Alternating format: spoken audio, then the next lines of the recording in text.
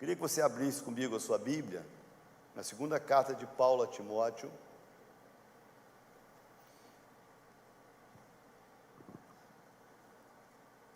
Eu não me lembro qual decreto que nós trabalhamos assim, com tanta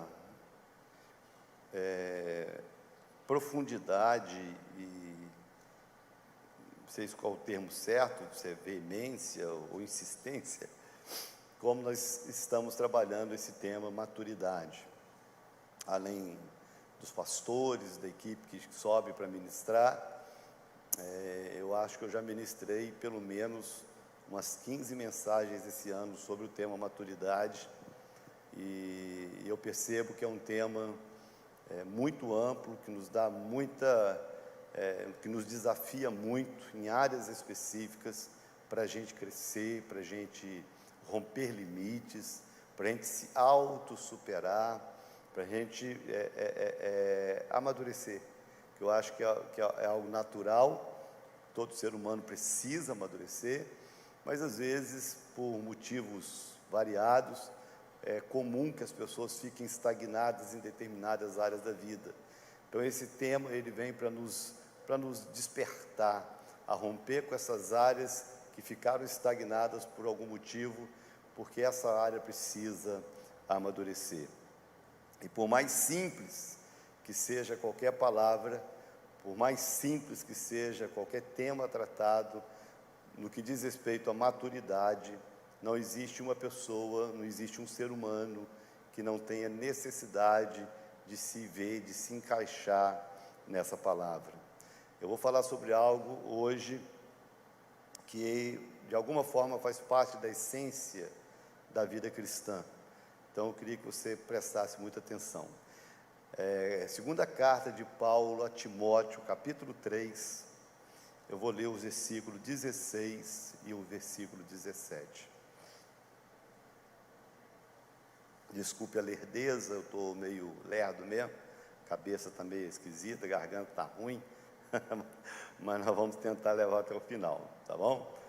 2 Timóteo, capítulo 3, versículos 16 e 17, o texto diz assim: toda a Escritura é dada pela inspiração de Deus, e é proveitosa para a doutrina, para repreender, para corrigir, para instruir em justiça, para que o homem de Deus seja perfeito e perfeitamente instruído para toda boa obra. Uma outra versão mais tradicional diz que toda Escritura é inspirada por Deus e apta para ensinar, para corrigir, enfim. A ideia principal, a palavra mais importante desse texto, ligada à palavra de Deus, é a palavra inspiração. Toda Escritura é inspirada por Deus. Vamos orar. Pai amado, eu quero te agradecer mais uma vez essa noite, o privilégio de estar na tua casa e diante da tua palavra. Abrimos o nosso coração, porque entendemos que esse momento ele é único na nossa vida, ele pode ser um divisor de água na nossa história. Meu Deus, uma palavra pode mudar o nosso rumo, pode mudar conceitos dentro de nós, pode nos converter em áreas profundas da nossa alma, do nosso espírito.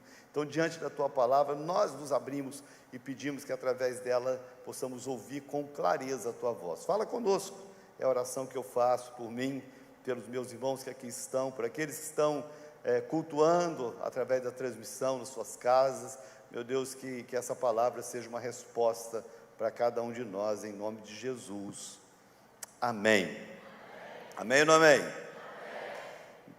Eu vou te fazer uma pergunta, você não precisa se manifestar em público, mas é muito importante que você tenha uma resposta, tá certo?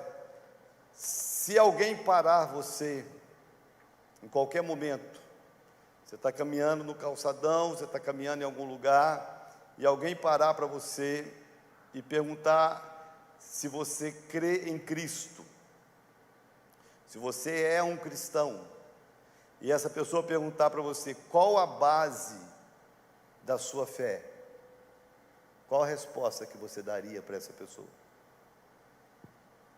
Quantos aqui creem em Cristo? Hoje é Páscoa, nós celebramos a ressurreição de Cristo.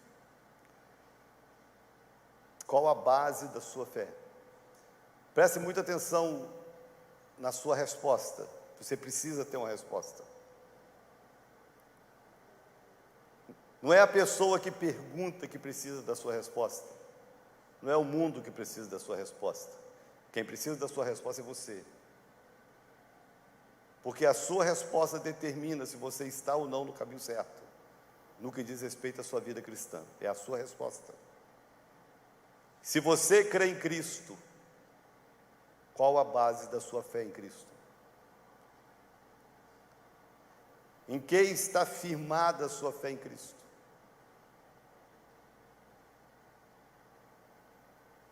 Fiz você pensar? Espero que tenha feito você pensar, não é? Porque todas as religiões, todas elas, têm a sua base. Todas as religiões têm as suas defesas. Todas as religiões têm os seus argumentos. Todas elas têm. Se você perguntar para um católico de verdade, não esses que se dizem católico porque a avó era católica, mas um católico de verdade, e você perguntar a fé de um católico, ele vai dizer para você a respeito, ele vai defender a fé dele baseado no catecismo que a Igreja Católica desenvolveu para defender a fé católica. Um catecismo que fala, que norteia o católico para que ele seja um católico autêntico. Se você conversar com um kardecista, ele vai falar sobre os livros de Kardec, porque a fé dele está baseada nos ensinos de Kardec. E se você conversar com um islâmico, ele vai defender a fé dele em Maomé, firmado nos seus escritos. E nós cristãos, a base da nossa fé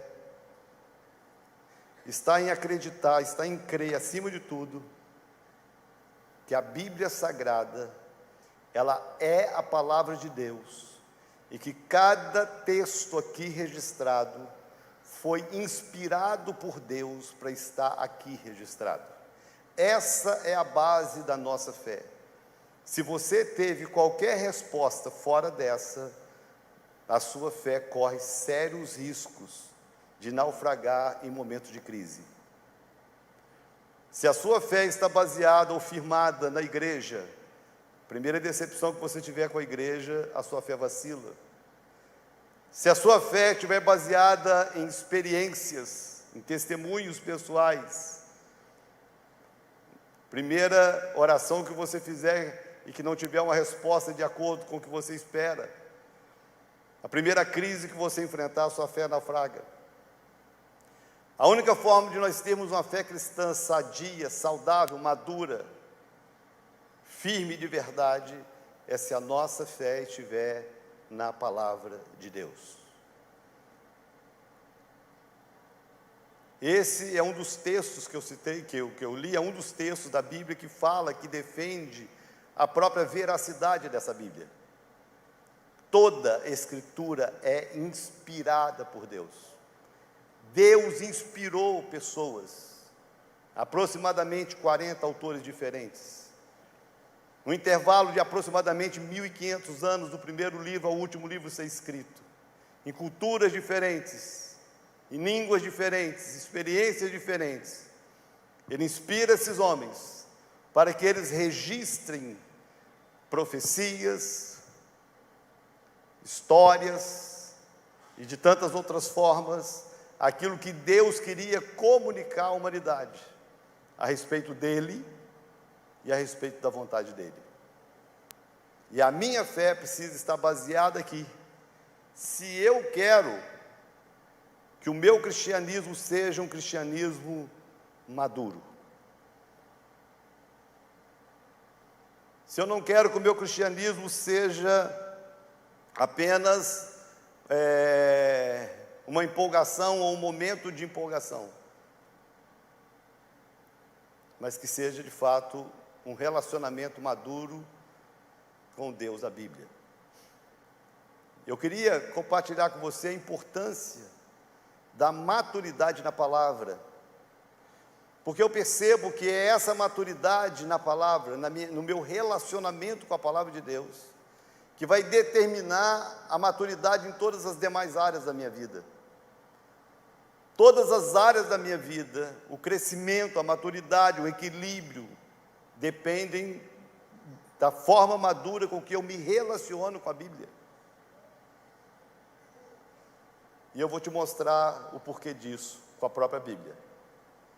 Então, se você trouxe uma Bíblia, queria convidar você a ir acompanhando aí, só para orientar esse texto que foi escrito pelo apóstolo Paulo, segunda carta de Paulo, né, a Timóteo, e foi a última carta que ele escreveu antes de morrer. E antes de morrer, ele deixa registrado: toda a Escritura é inspirada. Um homem que conhecia com muita propriedade e profundidade a lei de Moisés, a palavra de Deus do Antigo Testamento, e alguém que conhecia com muita profundidade o próprio Jesus, porque dos apóstolos, o que teve a experiência de um arrebatamento ao terceiro céu, além dele, talvez João no Apocalipse, porém João registrou tudo que viu, e a Bíblia diz que Paulo não pôde registrar tudo que viu, porque nós não éramos capazes de ouvir as revelações que ele recebeu. Então é alguém que escreve o que escreve com muita propriedade e autoridade, para afirmar: toda a Escritura é inspirada por Deus. E essa maturidade, ela é essencial para a nossa fé. Então vamos lá. Qual o entendimento e o relacionamento que eu preciso ter com essa palavra, para promover em mim essa maturidade cristã necessária e desejada? Primeiro, entender que a palavra é a minha bússola. Queria que você repetisse comigo: a palavra é a minha bússola. Mais uma vez. Talvez na modernidade o melhor termo não seria bússola, seria GPS, né? As pessoas entendem mais GPS do que bússola, né? Bússola é um instrumento como o GPS, porém mais antigo. Porém, ainda é possível que um GPS falhe. De vez por outra a gente se vê enrascado seguindo o GPS. A bússola não falha nunca, né? A bússola sempre vai indicar o norte para o norte, o sul para o sul, ela não erra. Mas eu acho que é o melhor termo, então é a bússola. No livro de Salmos, capítulo que a gente cita como capítulo, mas o livro de Salmos ele não é designado por capítulos nem versículos, como a Bíblia, de certa forma, não foi escrita dessa forma, separa o maior texto, que é o Salmo 119, só para falar sobre a Bíblia. Pergunta de gincana para jovem: qual o maior texto, né? Qual o maior capítulo da Bíblia? Aí os jovens respondem: Salmo 119. Né? Mais de 150 versículos, todos dedicados à palavra de Deus. E o versículo 105 é um versículo que, para mim, assim, ele é uma chave dentro do Salmo 119. O versículo 105 diz: lâmpada para os meus pés é a tua palavra, e luz para o meu caminho. Lâmpada para os meus pés é a tua palavra, e luz para o meu caminho.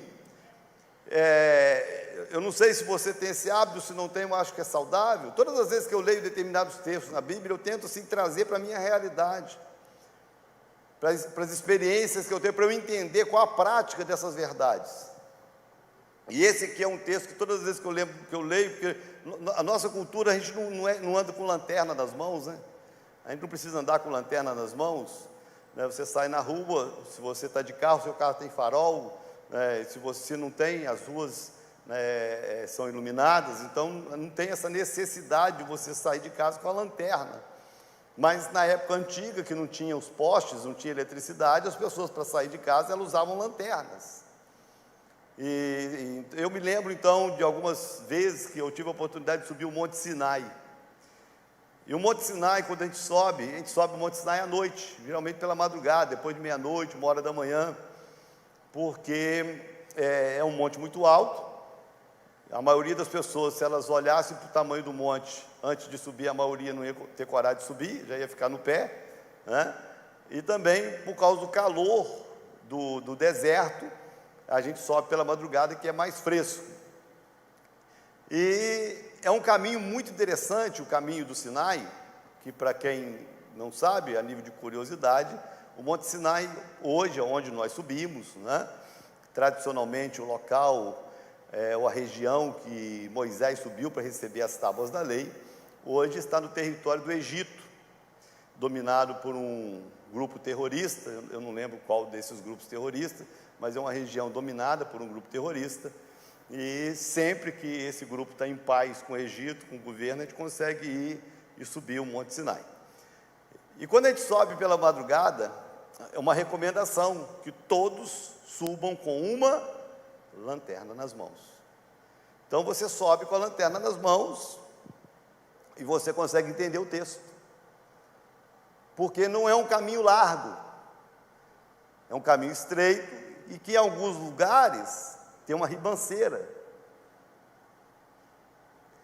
e um fluxo de pessoas subindo, descendo, e também os camelos e os beduínos que vão te instigando, camel good, camel good, camel good, instigando. Você não vai aguentar subir, você vai morrer no meio do caminho, é melhor alugar um camelo, camel good, camel good.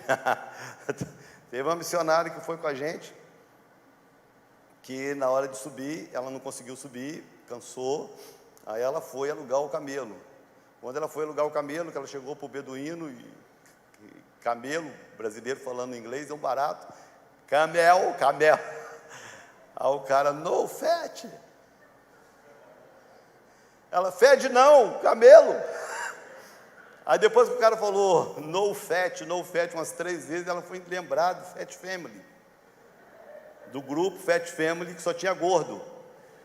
Aí ela entendeu, aí chamou o marido, amor, ele está me chamando de gorda, ele não quer alugar o camelo para mim, porque eu sou gorda. E foi uma luta para o camelo levantar com a irmã em cima. Eu já vi, irmãos, eu já vi o camelo não conseguir levantar por causa de um pastor tão gordo, tão gordo, tão gordo, tão gordo. O camelo fazia assim, e o camelo não sai do lugar. Aí eu falei, ai, coitado do camelo. Essas cenas. Então, aquele fluxo de gente de camelo que sobe e desce, os beduínos chegando, camel good, você não vai aguentar, aluga o camelo, né? Aquela coisa toda. E você com a lanterninha. Com a lanterninha sempre dirigida para o seu pé, para você não correr o risco de pisar em falso, não perder o caminho, não cair numa ribanceira.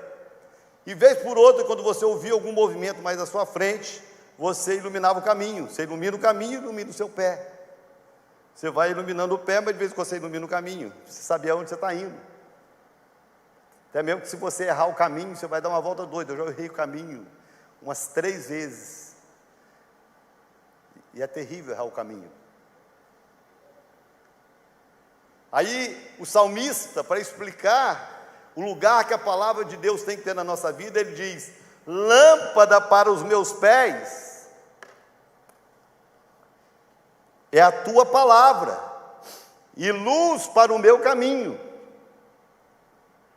Eu não posso dar um passo sem que a palavra ilumine aonde eu vou pisar, e eu não posso tomar uma direção sem que essa palavra ilumine o lugar que eu estou indo. Essa palavra precisa ser a minha bússola, aquilo que me orienta, para que as minhas decisões não sejam baseadas no que eu acho, para que as minhas atitudes não sejam baseadas no que eu penso, nos meus conceitos pessoais, mas naquilo que a palavra de Deus me ensina. E aqui talvez seja o maior ou o primeiro grande erro e fragilidade da fé de muitos cristãos. A maioria dos cristãos não se guia pela palavra. Não vou nem falar da falta de conhecimento, que o próprio Senhor Jesus diz: o meu povo perece por não conhecer as Escrituras nem o poder de Deus. Não vou nem levar em conta a falta de conhecimento, mas eu queria chamar a sua atenção para você que acha que conhece, que pensa que conhece, ou que de repente até conheça alguma coisa. A maturidade não está firmada ou baseada apenas no fato de conhecer, mas no fato de eu me deixar iluminar por aquilo que eu conheço. Me deixar dirigir, não dar um passo sem ter a certeza que o lugar que eu vou pisar, eu tenho o respaldo da Bíblia para pisar. Se a direção que eu estou tomando, eu tenho o respaldo na palavra para tomar a direção que eu estou tomando. Porque a maturidade está aí. É lógico a importância de se conhecer. Precisa conhecer. Porque se a minha fé está baseada, firmada nisso aqui, se eu não conheço isso aqui, a minha fé é frágil. Mas entender que o conhecer em si não é suficiente para me garantir maturidade. O que me garante a maturidade é quando eu me deixo dirigir por aquilo que eu conheço.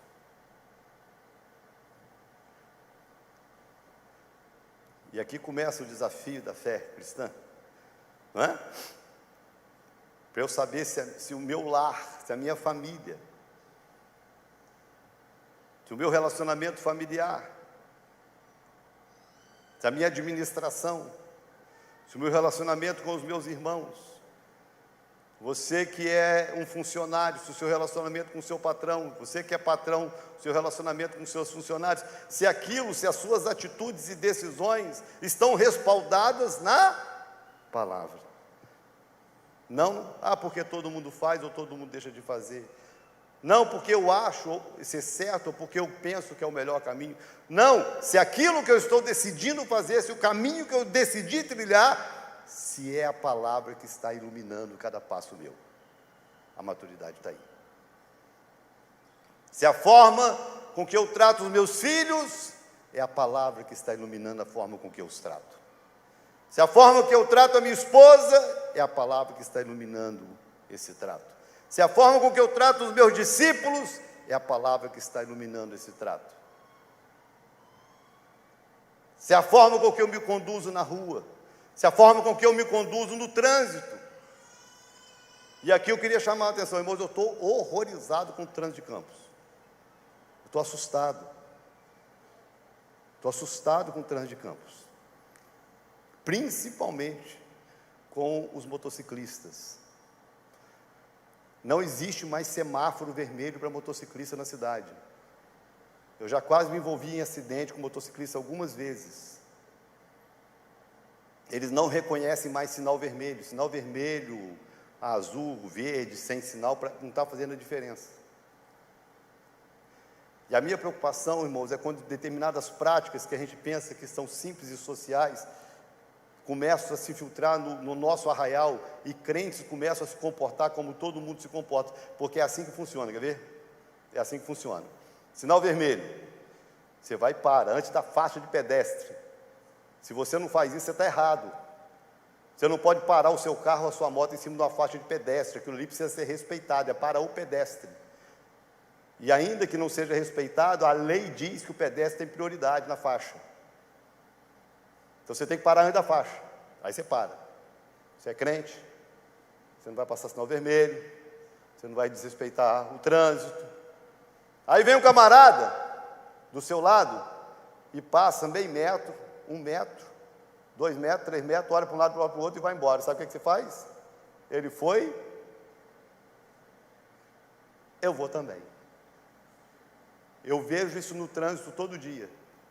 Tem gente que passa muita raiva atrás de mim, porque eu paro, eu só saio depois que o sinal abre.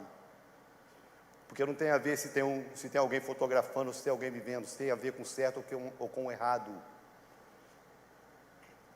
Crente que dirige sem carteira, sem habilitação, pai que dá carro para filho menor de idade dirigir.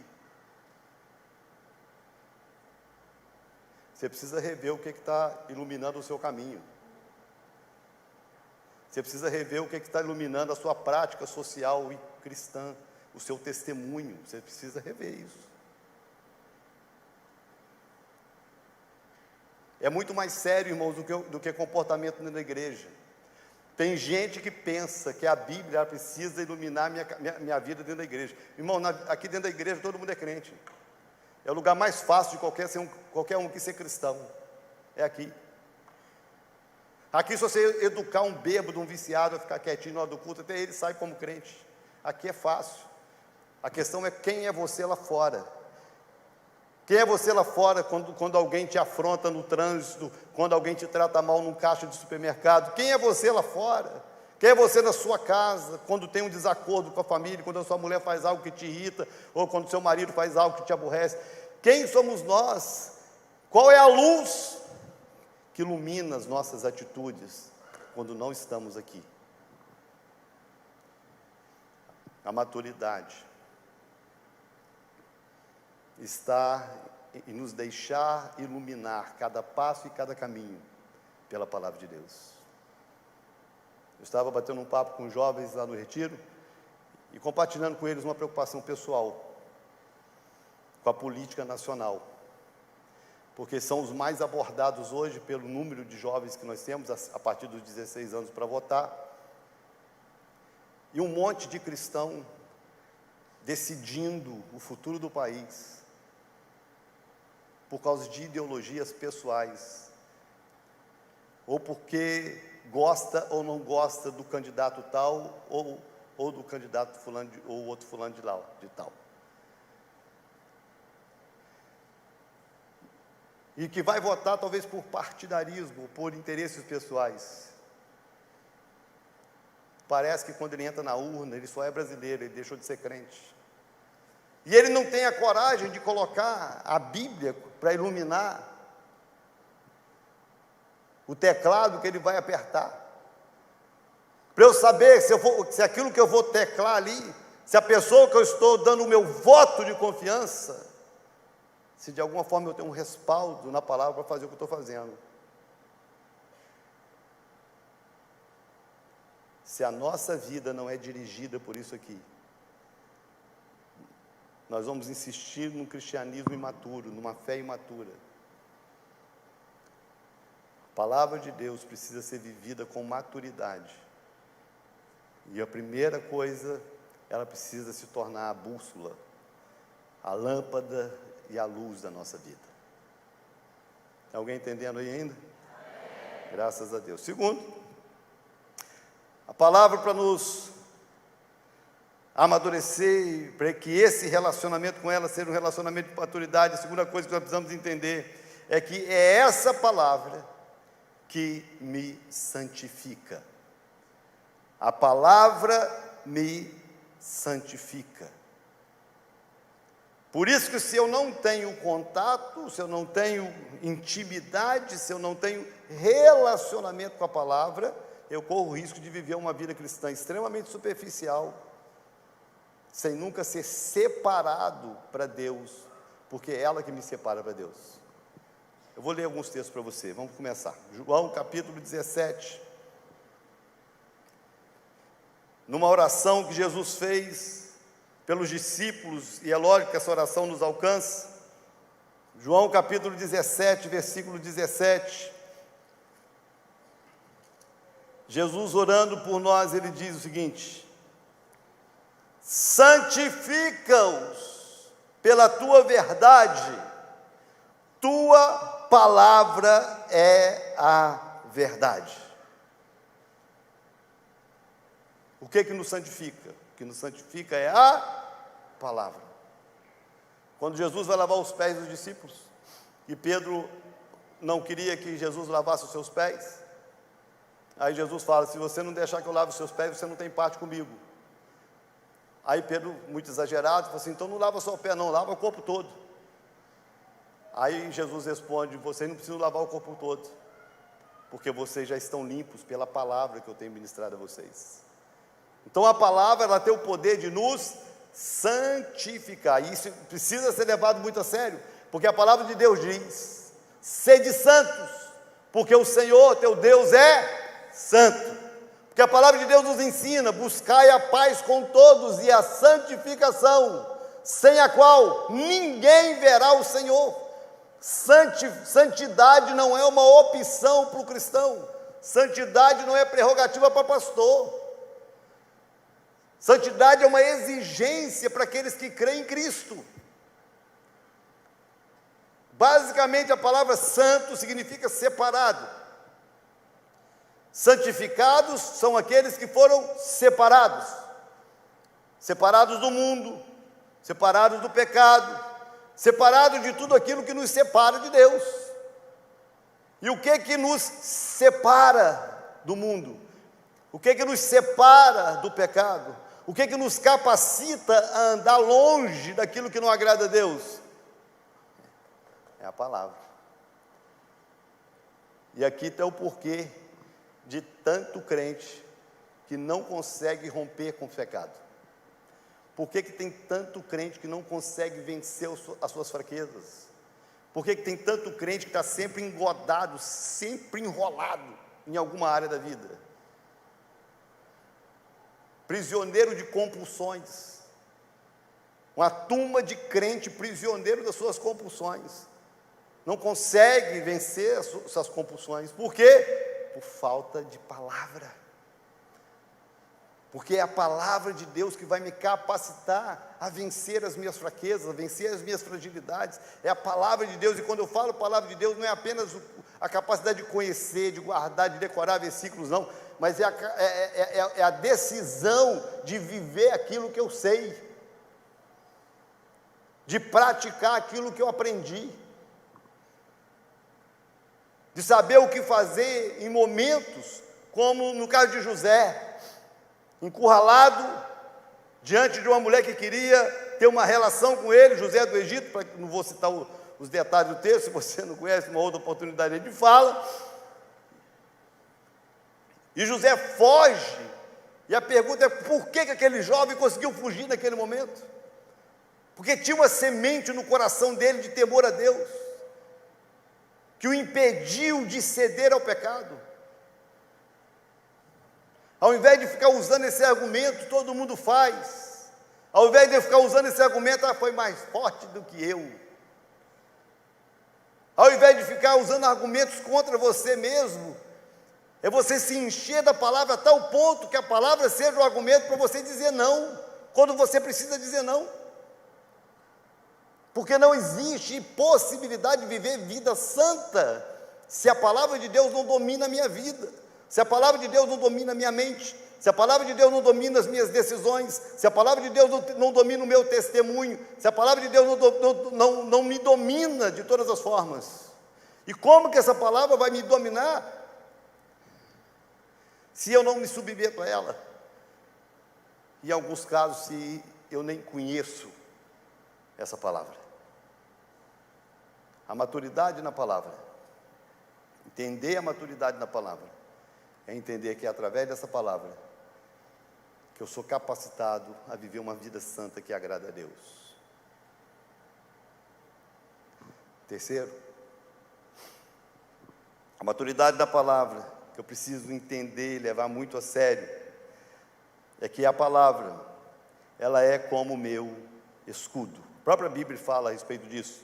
Vou citar para você, vou ler para você um salmo, que é um dos salmos mais citados, talvez citados, mas pouco praticado. Salmo 91. Sabe aquele salmo que tem um monte de gente que deixa aberto na sala da casa, aquela Bíblia dourada, bonita, aberto lá no Salmo 91, e o cara deixa lá aquela Bíblia dourada, linda, lá,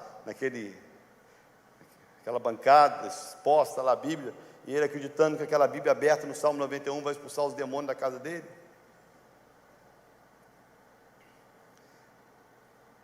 E não expulsa. É até um confronto para a fé, porque o próprio Satanás, quando foi usar um texto para afrontar Jesus, usou justamente o Salmo 91. Parece que o Satanás conhece mais o Salmo 91 do que a maioria dos crentes. Mas esse salmo tem ensinamentos que eu preciso entender. Salmo 91, versículo 4 diz: Ele te cobrirá com as suas penas, e debaixo das suas asas confiarás. Sua verdade será o teu escudo e broquel. O que é o escudo? É a verdade. E o que o Senhor Jesus falou? Conhecereis a verdade, e a verdade vos libertará. A maturidade, irmãos, está quando essa palavra é o meu escudo. Quando a verdade de Deus é o meu escudo. Quando as minhas atitudes, decisões, posicionamentos, respostas que eu dou estão firmados no meu escudo. Para que serve o escudo? O escudo serve para você se proteger contra ataques. Quando Paulo escreve aos Efésios e Paulo fala da armadura de Deus, ele fala do escudo. E ele fala: embraçais o escudo da fé, com o qual podereis apagar todos os dardos inflamados do maligno. O escudo é um instrumento de guerra onde você se protege, que te guarda. A ideia de Paulo é que o inimigo, que Satanás, ele lança dardos. Lá em casa tem aquele negocinho de dardo, que a minha mulher tem uns 10 anos que ela está pedindo para eu pendurar o trem na parede, eu nunca penduro. E está lá o dado. Sempre que eu olho para o dado lá, eu lembro da minha mulher me pedindo: prende o trem na parede, que ela quer brincar de jogar dado no trem lá. Aí aquele quadradinho lá, com os pontinhos lá, para você jogar o dardo. A ideia que o Paulo tem é que o inimigo, ele fica jogando dardos no nosso maior campo de batalha. Seu maior campo de batalha não é a sua finança. Tem gente que pensa: não, minha maior luta é nas finanças. Não, o seu maior campo de batalha é a mente. Porque se o diabo consegue minar aqui, ele mina você todo. Se o diabo consegue jogar uma mentira e minar a sua resistência, você se rende nas outras áreas. Foi assim que ele fez com Eva. Ele gerou uma dúvida na mente de Eva em relação a algo que Deus tinha falado. Quando ele percebeu que Eva cedeu ao dardo, ele sabia que no próximo passo Eva caía. E é assim que ele faz. Aprenda uma coisa sobre batalha espiritual: o diabo, ele não tem pressa em te derrubar. E dificilmente o diabo passa uma rasteira em alguém. O diabo não passa rasteira em ninguém. Não. Se você, o diabo me passou a rasteira. Não, o diabo não passa rasteira em ninguém. O diabo põe armadilhas. Quem cai na armadilha é você. Ele vai minando o seu caminho, só esperando que você tome uma decisão errada, só esperando que você faça algo fora da palavra, só esperando que você abaixe o escudo, porque quando você abaixar o escudo, você está à mercê do próximo ataque, e no próximo ataque ele é fatal. A falta de Bíblia na vida, no coração, faz com que o cristianismo seja esse cristianismo frágil. Por que, irmãos, que tem tantos desviados? Por que tem tanto crente fraco dentro da igreja? Por que tem tanto crente que, vez por outra, está aí, sendo alvo do diabo? Por quê? Pela dificuldade de se manter um escudo de pé, se manter um escudo levantado.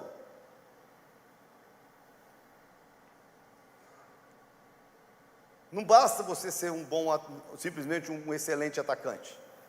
Você tem que ter uma boa defesa. É assim tudo, é assim no futebol, é assim no MMA, é assim em qualquer esporte, é assim na vida. Às vezes você é um cara que acorda com sangue nos olhos: vou partir para cima, cheio de coragem. Mas não tem o cuidado de fortalecer sua área de fragilidade, para que quando um ataque ou um contra-ataque vier, você esteja preparado para resistir. E a maior arma de defesa é a palavra. Tremendo como Jesus nos ensina a respeito disso. Todas as vezes que o Satanás apareceu para ele e lançou alguma palavra: se tu és filho de Deus, transforma a pedra em pães. Jesus sempre respondia: está escrito. Pula daqui. Aí Jesus respondia: está escrito. Se você me prostrar e me adorar, está escrito. Por que, irmãos, que tem um cristianismo tão fraco nessa geração, nessa realidade de igreja dos nossos dias? Porque quando a coisa aperta, presta atenção no que eu vou falar. Eu não tenho nada contra, pelo contrário, eu sou um pastor que eu oriento as minhas ovelhas. Se você está doente, procure um médico. A Bíblia ensina, Jesus falou, os sãos não precisam de médico. Quer dizer, se o curado não precisa de médico, está claro que o doente precisa. Então eu não tenho dificuldade nenhuma de chegar para o ovelha e falar assim: olha, procura um psicólogo. Porque se existe um problema aí emocional, psicológico, procura um psicólogo, se oriente com um psicólogo, mas procura um psicólogo crente. Porque se é algo que chegou nesse nível profissional, você precisa de uma orientação profissional. Eu não tenho dificuldade com isso. A minha dificuldade é quando a Bíblia deixa de ser o nosso escudo e os argumentos humanos começam a ser esse escudo. E a fragilidade que isso tem gerado na fé de algumas pessoas. Pessoas que, quando a coisa aperta, quando a coisa não está acontecendo, quando alguma coisa está dando errado, vai procurar conselhos em pessoas que não têm a Bíblia como base para um conselho. É estranho como é que as pessoas caídas, elas atraem outras a cair no mesmo erro. É uma doideira, irmãos, é uma coisa assim, até desculpa, mas até burra, mas é assim que funciona, quer ver? Crise no casamento. De repente você está passando uma crise no casamento. E eu não conheço um casamento que não passe por crise. Todo casamento passa por suas fases boas e ruins. Todo casamento passa por crise. Aí, a mulher lá está passando uma crise com o marido. Aí ela vai e liga para uma amiga que divorciou há uns meses atrás. Fala: amiga, estou passando uma crise no meu casamento, o que você acha que eu devo fazer? Com quem você está pedindo conselho? Com alguém que já deu ruim. Se ela não conseguiu sustentar o casamento dela, como é que ela vai ajudar você a sustentar o seu?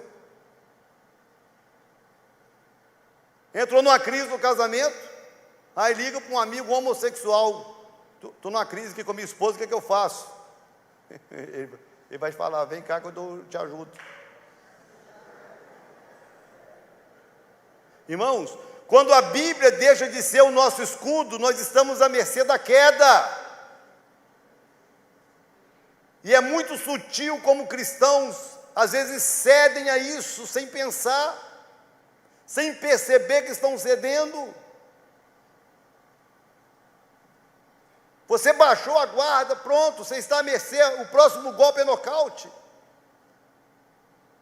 A maturidade cristã, a maturidade na palavra, ela subsiste, ela é uma realidade, quando essa palavra, ela é um instrumento de proteção.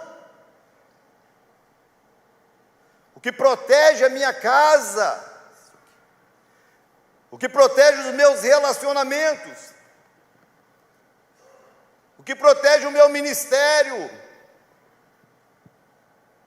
o que protege as minhas emoções. Porque o dia que eu baixar a guarda e o dardo entrar, a queda é inevitável. A maturidade está em fazer da palavra o nosso escudo. Você entendeu essa palavra? Quarto, para eu entender a maturidade da palavra, preciso entender que essa palavra também, ela é a espada do Espírito. Ter a palavra como a espada do Espírito na minha vida. Quando Paulo escreve aos Efésios, ele fala sobre isso. Abraçando o escudo da fé e a espada do Espírito, que é a palavra de Deus. Assim como o escudo é uma arma de defesa, a espada é uma arma de ataque. Mas quando a gente olha na Bíblia, que espada é essa? É estranho que a profundidade dessa espada, ela é muito maior do que simplesmente uma espada como instrumento de guerra de um soldado. Porque Hebreus, quando fala dessa espada, diz que essa espada, ela é mais penetrante, ela é mais cortante que qualquer espada alguma de 2 gumes. Porque as melhores espadas eram aquelas que cortavam dos 2 lados, de 2 gumes. Nós temos facas em casa, e as nossas facas é de um gume só, ela só corta de um lado. As boas espadas, elas cortavam dos 2 lados, para que quando o soldado penetrasse no inimigo, cortasse dos 2 lados. Quem foi aí das Forças Armadas e usou aquela baioneta, né? Aquela tipo espada que coloca na frente de um fuzil, além dela cortar dos 2 lados, ainda tem um suco no meio, porque quando penetra na pessoa e puxa, causa sangramentos internos, a pessoa morre. Se ela não morrer da furada, ela morre do sangramento interno, da hemorragia interna.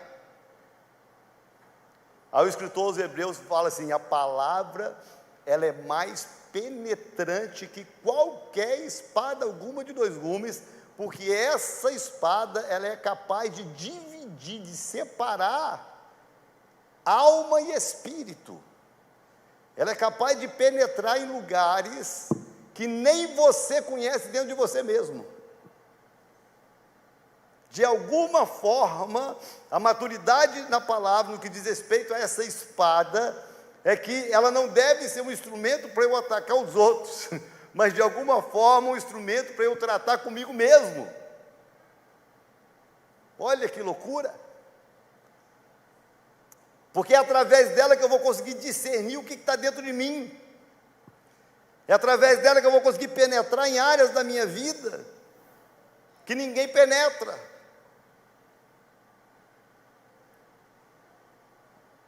E é lógico, é um instrumento que traz uma proteção e que me dá, de alguma forma, a garantia, a segurança de que eu posso avançar. Tem uns textos na Bíblia, irmãos, que são bem estranhos. Quando Jesus foi para o Getsêmani, Jesus falou o seguinte: olha, se vocês têm 2 capas, venda uma e compra uma espada. Aí alguns dos discípulos falaram assim: nós temos 2 espadas aqui. Aí Jesus falou: não, é suficiente. Suficiente, 2 é suficiente, porque nós vamos passar hoje aí, 2 é suficiente. Ele só precisava de uma para cortar a orelha lá do cara lá, e depois ele curar, para mostrar que todo tempo ele cura e faz, enfim. Eu acho muito legal esses textos, irmãos, porque não fique escandalizado comigo, né? Eu sou CAC, eu gosto muito de arma, eu sou um colecionador, e gosto de atirar, gosto de ir para stand, praticar, e estou esperando chegar uns brinquedos novos que eu comprei aí. Quando eu chegar, eu vou chamar os irmãos da igreja que gostam também, que eu sei que tem uma turma que gosta, para a gente junto brincar de dar tiro aí, que é muito bom, de se estresse, muito bom. Fui da Marinha do Brasil, uma das coisas que eu mais gostei do serviço militar era de dar tiro, amava atirar. Tirei de metralhadora, fuzil, pistola, revólver, tudo que tinha, que eu podia, eu tirei. Amo atirar, muito bom atirar, desestressa a gente, né? É muito bom. Aí quando eu ouço uma pessoa falar assim: é um absurdo o cristão gostar de arma, então você não gosta nem de Cristo, porque ele mandou comprar 2 espadas. Olha que doideira, né, irmão? Doideira, né? Mas nós precisamos entender que, acima de tudo, a nossa maior arma não é aquela capaz de atingir o corpo. Nossa maior arma é aquela de penetrar onde a arma física não penetra. Olha aqui para mim. É essa espada que é capaz de entrar na sua casa, no coração duro de um marido, no coração resistente de um filho. É essa palavra que é capaz de entrar em lugares que argumentos humanos não entram, de mudar circunstâncias que o homem não é capaz de mudar. É essa palavra que é capaz de, num culto como esse, trazer à tona sentimentos do seu coração que talvez nem você mesmo lembrasse. Tem gente que entra em crise quando vem para um culto. Quantas experiências nós já tivemos aqui na igreja em relação a isso? De terminar um culto e uma pessoa vir e perguntar: quem foi que contou para o senhor a minha vida? Ninguém precisa contar para mim a sua vida. Esse raio-x aqui, ó, essa palavra aqui, ela penetra em lugares dentro de você que nem você conhece. E é através dessa palavra que vai ser revelado o quão mal você está, o quão doente você está, o quão carente você é, independente da cara de autoconfiança que você demonstra para os outros. Essa palavra é tremenda, irmãos. Essa palavra é capaz de fazer com que você, com todo sorriso nos lábios, essa palavra é capaz de revelar que, apesar do sorriso nos lábios, existem tristezas aí que precisam ser tratadas. Essa palavra é capaz de pegar uma pessoa mais autoconfiante da igreja e mostrar que tem dentro dela áreas de fragilidades, traumas, complexos. Essa palavra é poderosa. É essa espada que penetra. Se eu quero ser tratado, é ela. Se eu quero ser curado, é ela. Se eu quero que as verdades dentro de mim sejam reveladas, é ela. É a palavra. A maturidade está quando eu me rendo a ela, quando eu me deixo penetrar por ela. E último, a maturidade da palavra, ela acontece quando eu entendo que é essa palavra que me salva. Eu vou ler esse texto para você, para a gente caminhar para o final.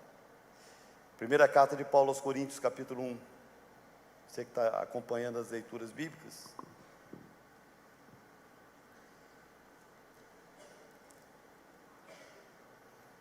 Primeira carta de Paulo aos Coríntios, capítulo 1. Do versículo 18 ao 25, ele diz o seguinte: porque a pregação da cruz é loucura para os que perecem, mas para nós que somos salvos é o poder de Deus, porque está escrito: eu destruirei a sabedoria dos sábios e reduzirei a nada o entendimento do prudente. Onde está o sábio? Onde está o escriba? Onde está o inquiridor deste mundo? Não tem Deus feito insensato a sabedoria deste mundo? Visto que na sabedoria de Deus o mundo não conheceu a Deus pela sua sabedoria, agradou a Deus salvar os que creem pela loucura da pregação, porque os judeus requerem um sinal e os gregos buscam sabedoria, mas nós pregamos a Cristo crucificado, que é pedra de tropeço para os judeus e para os gregos é loucura, mas para os que são chamados, tanto judeus como gregos, Cristo é o poder de Deus e a sabedoria de Deus, porque a loucura de Deus é mais sábia do que os homens, e a fraqueza de Deus é mais forte do que os homens. Olha o entendimento que Paulo tem. Paulo escrevendo numa cultura grega, onde a filosofia tinha assim um lugar de respeito muito grande. Os filósofos se assentavam para discutir as coisas mais profundas da existência humana. E quando a pregação do Evangelho chega, eles queriam uma explicação filosófica para Cristo. Os judeus queriam sinais que provassem que Jesus era o Messias. E os gregos queriam uma comprovação filosófica que Cristo era verdade.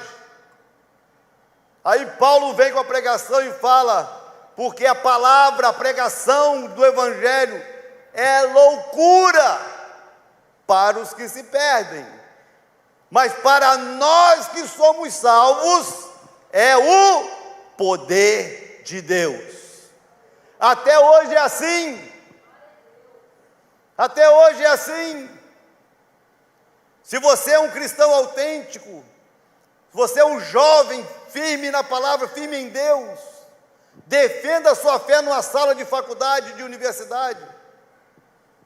Defenda a sua fé num ambiente universitário. Vão te chamar de tudo. Vão te chamar de louco, vão te chamar de um monte de coisas. Porque eles não entendem.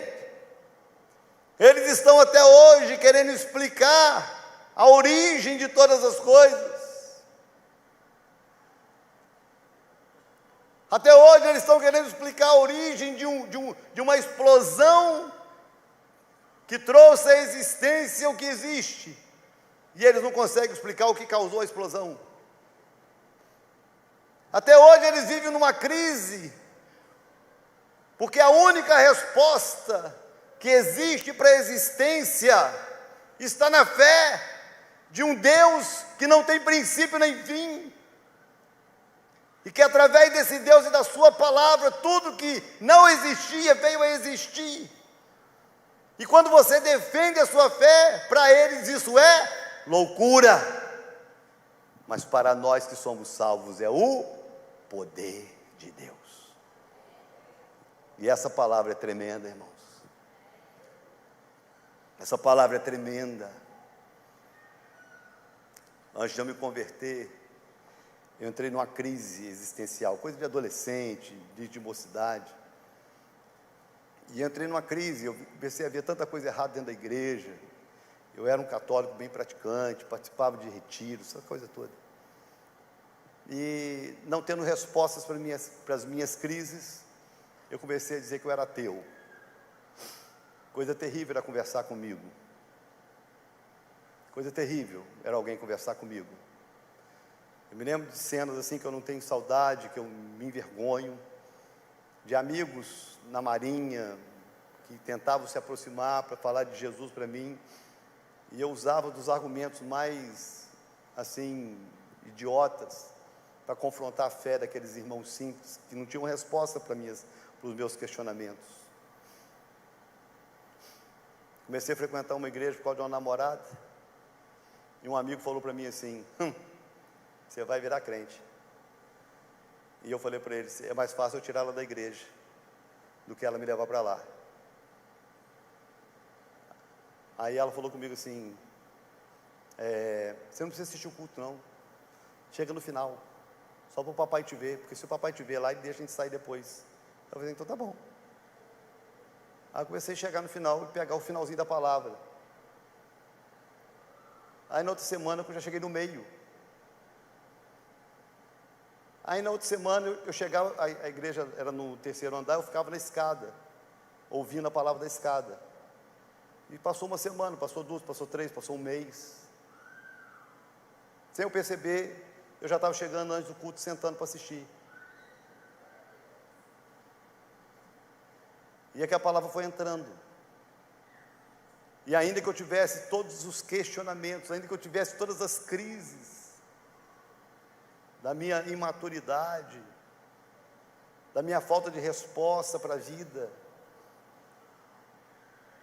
num determinado momento aquela palavra bateu tão fundo, tão forte, que eu não tinha outra resposta a dar, a não ser levantar as minhas mãos e me render e dizer, eu preciso dessa salvação. Não é fácil, a vida inteira você lutando contra os questionamentos que você alimentou dentro de você, para você defender uma bobagem. Como é difícil conviver com isso a vida inteira. O que talvez para alguns, ex-viciado, que vai passar o resto da vida lutando para não cair no vício. Não é assim? Alguém que tinha uma compulsão em alguma área, vai passar o resto da vida lutando para não cair naquela compulsão. Você imagina um incrédulo no meu nível, virar pastor e ensinar as pessoas a crer. As crises, se eu compartilhar 10% das minhas crises, eu desvio metade da igreja. São minhas.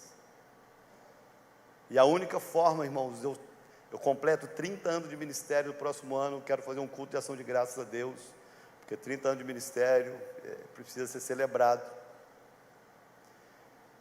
E esses anos todos ensinando, vendo amigos, eu vi amigos que estudaram comigo no seminário desviar da fé.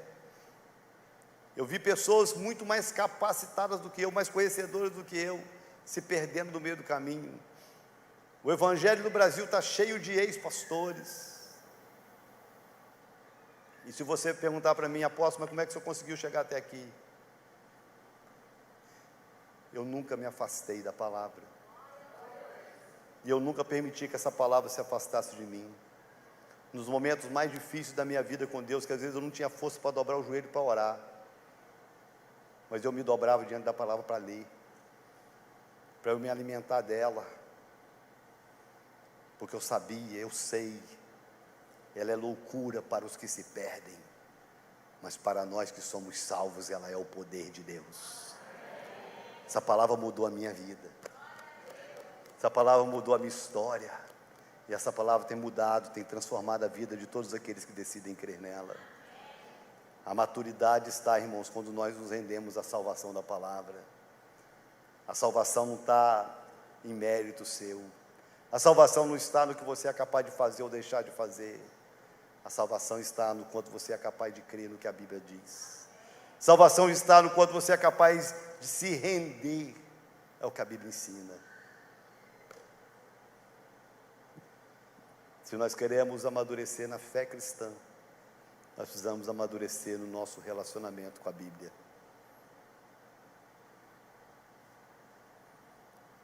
Porque a falta disso aqui tem gerado um cristianismo pobre. Você não tem noção da minha tristeza como pastor, quando eu vejo um ovelho, um membro da igreja, num dia como esse, postando um ovo de chocolate, chamando de ovo de Páscoa. Você não tem noção da tristeza do coração de um pastor, quando chega no Natal uma ovelha que coloca um gorrinho de Papai Noel na cabeça e põe uma guirlanda na porta de casa.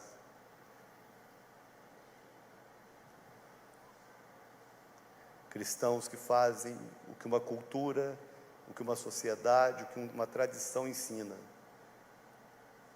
porque perderam a bússola, perderam a salvação da palavra.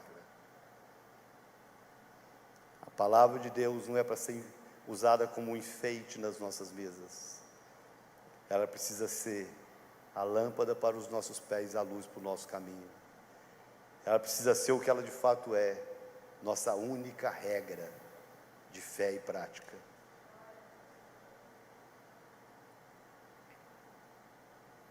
Tempo de amadurecer, irmãos. É o tempo de nós nos dedicarmos mais à palavra. A nossa maturidade depende do quanto tem dessa palavra no nosso coração e na nossa vida diária. Você entendeu essa palavra? Tiraram meu relógio ali, deve ser proposital, para eu não ficar preocupado com o horário de terminar. Então tá bom, que já passou bastante da hora. Não passou não, vamos ficar de pé.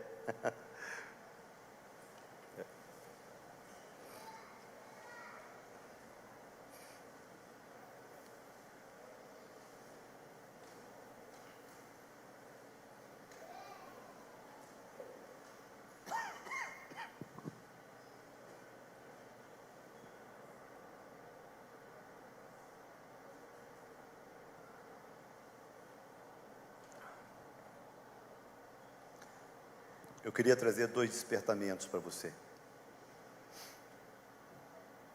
Primeiro, presta atenção. Você que tem consciência cristã, presta atenção nessa palavra. Você que tem consciência cristã, de fé, de salvação, leve a sério a palavra de Deus e viva essa palavra. Se empenhe por conhecer, se empenhe em praticar o que ela ensina. Não dê um passo sem ela, não tome uma direção sem ela, não tome rumo na sua vida, família, casamento sem ela. Sua segurança, sua maturidade depende dela. E a segunda palavra é para você que veio, talvez, nos fazer uma visita. Ninguém vem a uma igreja para passear. Talvez semana que vem muitos venham para assistir um espetáculo. mas hoje não tem espetáculo. Se você veio aqui, você veio buscar algo. E talvez o que você pensa que precisa não é o que você precisa. É muito comum uma pessoa ir no médico achar, tem gente que é um barato, né? Tem gente que se assenta à mesa para se aconselhar com a gente, mas ela já sabe tudo que ela tem que fazer, ela pensa. O camarada vai no médico e já fala para o médico: doutor, passa aquele remédio. Não, seu problema não é esse, o problema é outro. Então, às vezes as pessoas chegam na igreja achando: meu problema é esse. Vou te falar, o seu problema é salvação. Você precisa de Jesus. Você precisa de salvação. Você precisa ter os seus pecados perdoados. Você precisa sair daqui hoje à noite com a certeza de vida eterna no seu coração. E essa salvação, só essa palavra pode promover. Só ela. Só a pregação das verdades de Cristo pode mudar a história de um homem e de uma mulher.